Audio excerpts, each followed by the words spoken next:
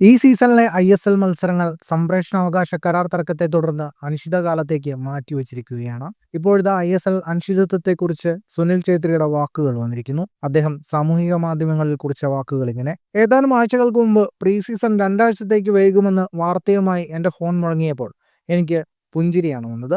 ഞാൻ അവധിയിലായിരുന്നു. ഞാൻ ആഗ്രഹിച്ചത്ര വ്യായാമം ചെയ്തിരുന്നില്ല. ഭക്ഷണരീതിയും പതിവ് പോലെ മികച്ചതായിരുന്നില്ല. ആ അധിക സമയം ശരീരം തിരികെ ഫോമിലെത്തിക്കാൻ ഒരു അനുഗ്രഹമായി തോന്നി. പക്ഷേ ആ 2 ആഴ്ച ഇപ്പോൾ നിശ്ചയമില്ലാത്ത കാലത്തേക്ക് മാറി. എൻ്റെ പുഞ്ചിരി മാഞ്ഞുപോയി. ആദ്യം എൻ്റെ കരിയറിനെക്കുറിച്ചും എനിക്ക് മികച്ച പ്രകടനം കാഴ്ചവെക്കാൻ ബാക്കിയുള്ള സമയത്തെക്കുറിച്ചും ഞാൻ ആശങ്കപ്പെട്ടു. എന്നാൽ മറ്റ് ക്ലബ്ബുകളിലെ കളിക്കാരുമായി സംസാരിച്ചപ്പോൾ എൻ്റെ സ്വാർത്ഥമായ പ്രശ്നം അത്ര വലുതല്ലെന്ന് മനസ്സിലായി.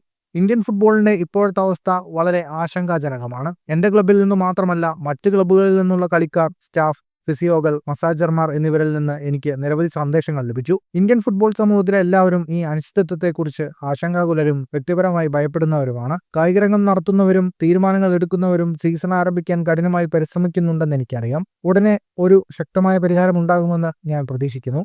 എനിക്ക് എല്ലാ ഉത്തരങ്ങളും ഇല്ലായിരിക്കും, പക്ഷേ ഇന്ത്യൻ ഫുട്ബോളുമായി ബന്ധപ്പെട്ട എല്ലാവർക്കും, പ്രത്യേകിച്ച് അതിൽ ജീവനോപാധി ആശ്രയിക്കുന്ന കളിക്കാർ, സ്റ്റാഫ്, കിഡ്മാൻ, മസാജർമാർ, മെഡിക്കൽ ടീമുകൾ, പ്രൊഡക്ഷൻ ക്രൂ, ഓപ്പറേഷൻ സ്റ്റാഫ് എന്നിവർക്ക് എൻ്റെ സന്ദേശം ഇതാണ്: ശാന്തരായിരിക്കുക. ഈ കൊടുങ്കാറ്റിനെ നമ്മൾ ഒരുമിച്ച് അതിജീവിക്കും. ഒന്നിച്ചു നിൽക്കുക, പരസ്പരം പിന്തുണയ്ക്കുക, പരിശീലനം തുടരുക, മെച്ചപ്പെടുക. ഫുട്ബോൾ ഉടൻ പുനരാരംഭിക്കും, അത് തീർച്ചയാണ്. സുനിൽ ഛേത്രി കുറിച്ചു. ഫുട്ബോൾ ലോകത്തെ കൂടുതൽ വാർത്തകൾക്കും വിശേഷങ്ങൾക്കുമായി ഈ ചാനൽ സബ്സ്ക്രൈബ് ചെയ്യൂ.